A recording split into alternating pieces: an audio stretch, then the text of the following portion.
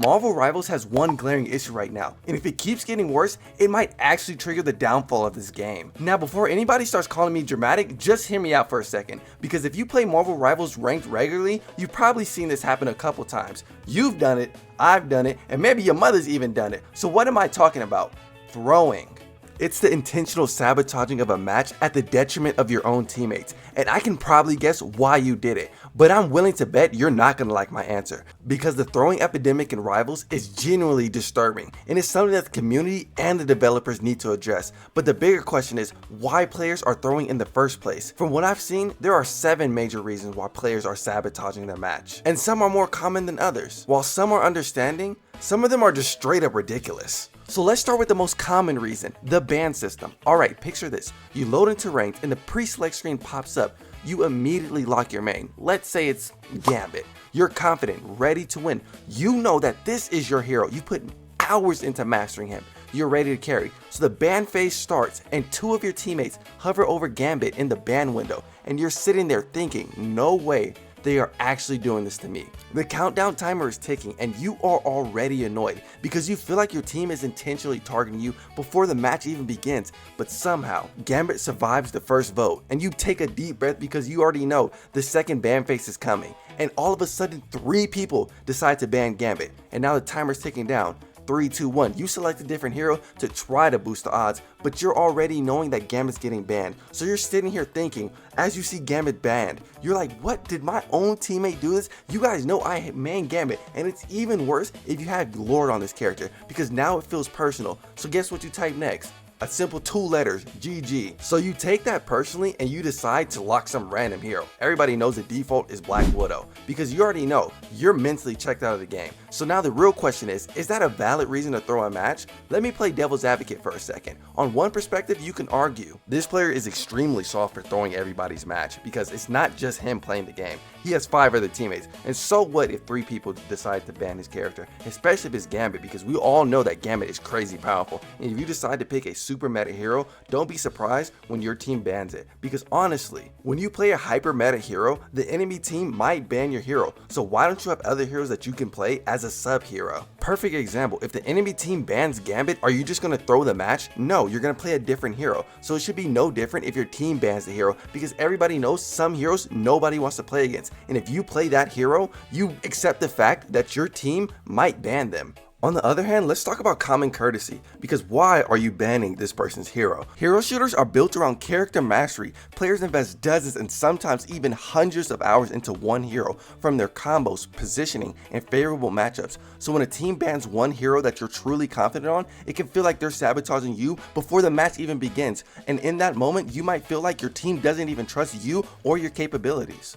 So emotionally, I understand why players might get tilted. I understand why someone might feel targeted as well. And purely emotional standpoint, you might say, if my own team doesn't want me to play my best hero, why am I trying my hardest for them? If I'm gonna give my all to this team, at least let me play what I'm best at. And that is my devil advocate's argument. I just want to stop and say thank y'all so much for the recent support. First, we just hit 1,000 subscribers. Y'all boosted me to 1,100 subscribers in 2 days. We were sitting at like 900. We are so close to 1,500 by the end of the month. That's my goal. I know it's a big goal, but I have faith in this community, so make sure you guys hit that subscribe button. An insidious problem has crept into the Rivals community, and it's something that I've never seen before in another game. Some members of this community are acting like Lobo, and to make myself clear, streamers are having bounties put on their head for the low price of $5, and with that bounty, you're paid to throw the player's match. Some people find it funny, and yes, I had a few chuckles, but then I started thinking to myself, man, what did he do to make them niggas that mad? no, like real talk, what does a streamer have to do to actually get a bounty put on their head? I read some of the descriptions to these things, and some of them were ludicrous, but others I was like, I'm not completely agreeing with that, but I see why you got a bounty put on you, because some streamers are a little bit unlikable. I hate to be that guy. Now let's talk about something that Rivals claims to not exist, but time and time again, we the players have felt it in some of our matches, especially when we're on a win streak, and that's EOMM agents. Now for those of you who don't know what that means, EOMM stands for Engagement Optimized Matchmaking. It's a system in some multiplayer games where matchmaking isn't purely based on anyone's skill, but instead it tries to manage your experience. Sometimes that that means giving you easier games or even harder ones. The goal isn't about fairness in this system, it's engagement. Now I want to be very clear here. The developers behind Marvel Rivals, specifically NetEase, have publicly stated that the game doesn't use EOMM. Now that's important to acknowledge because we should always start with the developers are saying. According to them, matchmaking is designed around skill rating and team balance, not engagement manipulation. But here's where the conversation gets complicated, because if the system truly isn't EOMM, a lot of players feel like it is, and the perception matters almost as much as the reality in competitive games. If players feel like the system is working against them, the trust starts breaking down. You've probably experienced this situation I'm about to describe. You go on a win streak, maybe 3 to 5 games, you're feeling amazing, you're playing really good, and the game feels competitive and fun. And all of a sudden, the next lobby is completely different. Your team has no coordination. 3 people insta-log duelists and refuse to switch. Another player just starts feeding in the backline, and somebody leaves mid-match. And the whole game feels like you were placed into a different match that was never meant to be winnable. Now logically, we know that might not actually be the case, but it could just be some bad luck or random matchmaking. But when it happens repeatedly, players start connecting the dots and start asking questions like, why do my matches suddenly get worse when I start winning? Why does it feel like the system is forcing a loss? And once those questions start circulating through a community, mistrust goes, because from a player's perspective, the experience feels very real. You're playing well, you're trying to win, but the environment around you feels like it's working against you. And that's where frustrations start turning into conspiracies. Now, I'm not saying Marvel Rivals secretly has EOMM, but what I am saying is that the player experience sometimes creates that perception, and that perception alone can damage a competitive system. Because if you don't buy into the system that Rivals has created, then you're just not going to play competitive. And that is counterintuitive, because in a hero shooter, it's not about how well you play as an individual. You might have the best play of your life, have perfect positioning, make clutch after clutch after clutch plays, but if your team isn't functioning as a cohesive unit, then you can end up just losing. And that's one of the most frustrating things that you can go through in a competitive gaming environment, because it feels like your own team is working against you. Let me give you guys some examples. It might be because your tank isn't creating enough space for you guys to play in. It also might be your support's getting dove the entire game. And also, you gotta think, you could have 2 teammates who are just sitting and arguing in chat or sitting in the spawn room, because it looks like to you, you're stuck in a game of 4 or 5 players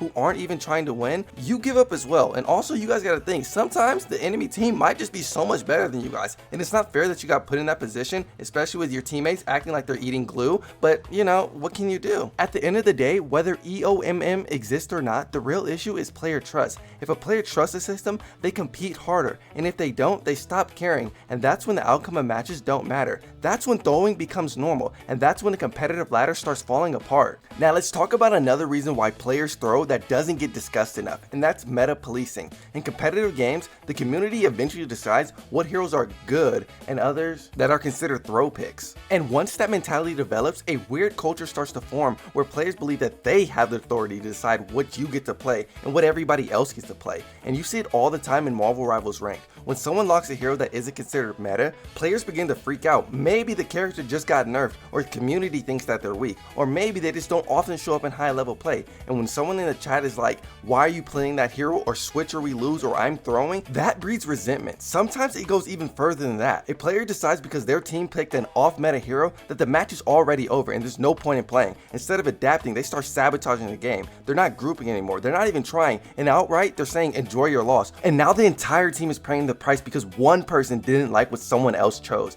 And that makes it more frustrating because that logic has no sense behind it, because meta lists are context dependent. A hero that is weak in professional play might still be completely viable in ranked. Now, there's one exception, and I think that's Black Widow, but if you can make her work, you can make her work. And ironically, the person accusing someone else of throwing a match ends up being the person who actually throws the match, because they've decided that the game isn't even worth trying. And this is where ego and entitlement start mixing together. Some players genuinely believe they know the correct way the game should be played, and when the reality doesn't match their expectation, they get angry, and instead of adjusting, they punish their team for not following their plan/order. I want you guys to tell me your opinions on these clips. Leave it down in the comment section below. Y'all want to know what genuinely has made the gaming experience worse? More and more women coming onto the game. Dishwasher.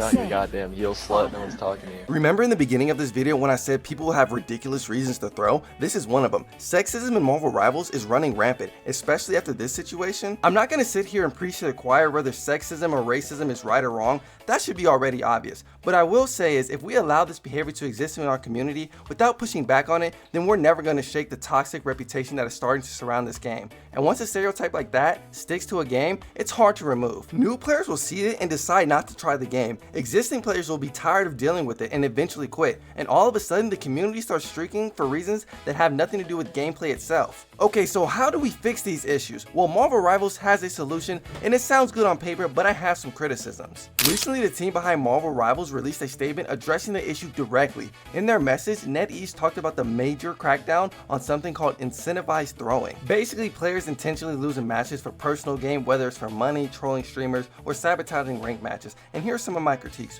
1. Soft throwing versus hard throwing. With this new system, you're going to see more soft throwing. Basically, players doing the bare minimum but still selling your game. Also, how will you know the difference between soft throwing and someone just having a bad game? 2. People throwing when the match isn't winnable. Let me explain. You have a trio and you tell one of them to start throwing so that other people can report them and y'all two don't lose points or the whole team. It'll happen rarely, but you guys can switch on who throws so no one gets banned, so you can really exploit the system. So the combination of all these things that was said, I do have hope in this new system and faith in Rivals. If you guys have enjoyed this video, make sure you guys hit the subscribe button and don't forget to like and comment.